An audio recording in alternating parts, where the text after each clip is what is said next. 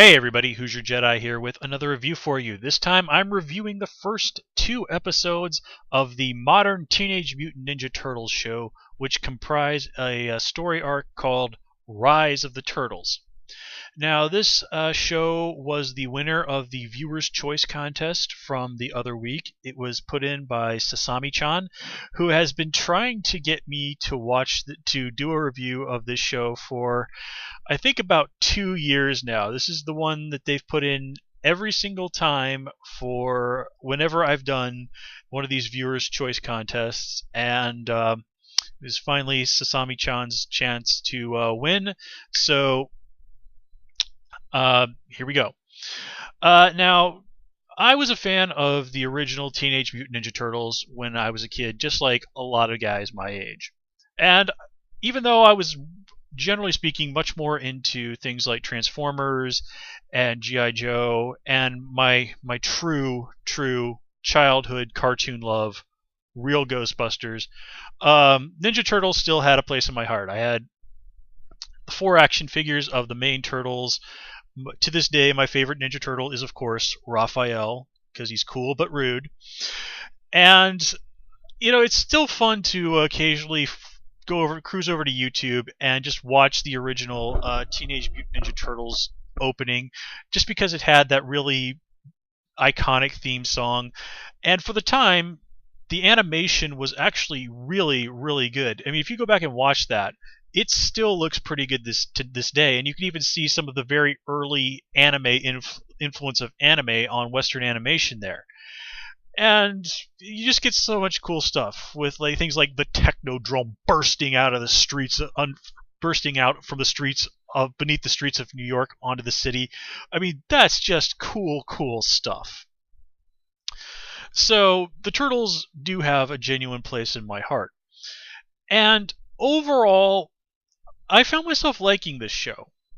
It's very faithful to what I consider the real spirit of Ninja Turtles, but it's not really overly beholden to what came before, and that's as it should be. You can't take something and have it be an exact recreation of what was going on 25 years ago. It is a little jarring at first to realize that, hey, Michelangelo is not speaking in a surfer dude voice. But, the day of the surfer dude voice having any sort of real place in animation has more or less passed, and probably been kind of replaced with the stoner voice, as exemplified by, say, for example, Christian Potenza with Jude over on 16, even though Jude was not really a stoner. Well, at least not as far as we know. But anyway, so they do take what came before, but they do update it to simply conform to modern sensibilities. And that's always a little bit of a risky gamble, but it's usually a smart one because you can't just keep doing things the same way year after year. So let's just kind of get right into things. Let's just start talking about the smaller things, and then we'll work on talking about the Turtles themselves. Now, April O'Neil here is reimagined as just being a teenage girl, and given that the Turtles themselves it's candidly stated here in these first 2 episodes that the Turtles have just turned 15. Well, this makes sense. When they were April was portrayed as an adult, she was naturally older than the Turtles. So here, by putting them at roughly the same age, she's able to connect with the Turtles on a much more even level. Now, I do like that April is voiced by Mae Whitman. She's, of course, got a really great resume as a voice actress and as an actress. It still blows my mind that she was Egg on Arrested Development, but she's also really well known for doing the voice of Katara on Avatar: The Last Airbender. But anyway, so April here doesn't really get a huge amount of screen time or a lot of character development. She's just sort of, the Turtles are there trying to rescue her and her dad, who looks oddly like Ron Howard. More Arrested Development connections. And, she's really just kind of a plot device. Now we do get to see a little bit of her personality over the course of these episodes. We see that she's, a resourceful and clever person, definitely, sort of the feisty firecracker we've come to expect from April O'Neil. And we do get to see some of her more melancholy side. I mean, given that her father's been kidnapped, understandable in the second episode. But again, these first 2 episodes are really about us being introduced to the turtles and getting to know them, with April's deeper characterization obviously set aside for later on, which is as it should be, because at the end of the day, the turtles are the star of the show. I also definitely did like the take that they have on Splinter. He's got a quirky sense of humor. He's got, does the martial arts master thing very well. We start to get some insight into Splinter's rather tragic backstory. Now, I do notice that this is somewhat different than the classic backstory that we got in the original cartoon, and I have to say I actually like the original show's origin for Splinter a little bit better, simply because it just seems so much more sad that this honorable ninja dude, through no real fault of his own, was forced into exile and had to go and live in a sewer on the other side of the planet because he was just so utterly shamed and disgraced. Here, Splinter was apparently cool with just walking around the streets of New York and going and buying baby turtles in a pet shop for whatever reason. So I have to say, it seems like Splinter was much more of a tragic figure in the original series, and I kind of wish that was an element they'd kept, but it is made clear that his family, his wife and his daughter, were killed, and he still lost everything, but still, being forced to live in a sewer, yeah, I'm still gonna have to give the edge on tragic backstory for Splinter to the original show. But as I said, Splinter is presented, he has a little bit of a sense of humor. He's portrayed as a kind and loving father, a good mentor, but somebody who has probably kept the turtles a little bit too sheltered for their own good. And I gotta say, this is one of the aspect of the show that really bugs me, is in the first episode, the turtles inadvertently stumble across pizza for the first time and don't even know how to say the word. And yet, it's also shown that they have a TV and comic books down in the turtle lair. So somehow, despite having access to television and comic books, these guys don't know what pizza is. Apparently, they don't have Pizza Hut commercials in this version of the Turtles New York. And I know that was kind of a way to really sort of establish why the Turtles are so crazy for pizza. I think that was really just sort of silly. Let's just put it at that. But anyway, so despite that minor flaw, good job with Splinter. We only really get a brief glimpse of Shredder here, so not really too awful much to say about him. Now, they've come up with what seems to be a very interesting take on Krang. Here, the Krang apparently are an entire alien species rather than just, one guy. And the whole thing of, the brain being in somebody's body and that bizarre way of speaking that Krang somebody had, I mean, it's all paid homage to, which is cool. And, I'm okay with this. It's just one of those changes that I look at it and say, well, yeah, that's okay, but it's not what I grew up with. And I think it's really unfair of me to say it's not what I grew up with as a serious mark against the show.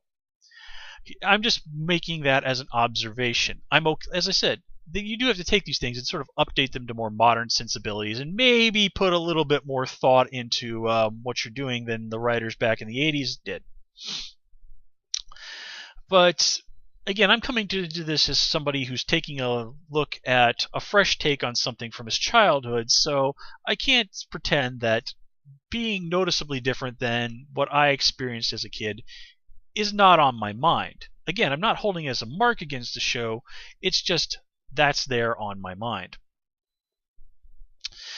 And we are introduced to one bad guy who gets mutated, and this is just some petty street thug named Snake who gets thanks to the mutagen, fused with a plant and turned into some sort of a monster that the internet tells me is called snakeweed. To the best of my knowledge, this is not a character who was in the original run of the show. And just given that he's walking around in pants and a wife beater, I was sort of wondering if this guy wasn't at some point going to get mutated into Rocksteady as the series wore on. So I was a little disappointed that he turned into some kind of a plant monster. Now, for all I know, maybe they introduced Rocksteady later on in the series. I don't know. But that was on my mind. So let's see. Oh yeah. Oh, one other thing. Just speaking of stuff in the show that really doesn't quite make sense if you stop and think about it. When the Turtles attack the bad guys base in the second episode, they basically take a van they got from the bad guys, load it with explosives, and use it as sort of a car bomb / distraction. But they also leave the canister of mutagen that they found from the bad guys in the car that they blow up. And it is because of this explosion that Snake ultimately gets mutated into Snakeweed. Now, I want you to stop and think about this for a second. The Turtles deliberately left an extraordinarily dangerous biological agent in something that they were planning to use as a bomb. So, again, in order to save April from the Foot Clan, the Ninja Turtles staged a bioterrorism attack on New York that claimed at least one victim. Now, granted, Snake is a bad guy, but being a bad guy doesn't mean you deserve to be turned into a horrible plant monster. What in the name of God were the Turtles thinking? I mean, seriously, I know they're supposed to be young, but let's put the extraordinarily dangerous mutagen in the thing we're planning to blow up. It's just like, guys, shouldn't you have maybe taken that back to the turtle lair and locked it up in a box or something? Oh, it's just like, oh god, I can't believe you guys were this dumb. But anyway, let's kind of just get into the Turtles themselves, and let's just talk about each of them very briefly. So the Turtles are, for the most part, just exactly what we would come to expect. Leonardo is the sort of brave, noble leader guy, and I think him actually being a Star Trek fan was something that was in keeping with past incarnations. And I love that we were watching basically an episode of what's meant to be a riff on the old 70s Star Trek cartoon. That was pretty hilarious. I also liked that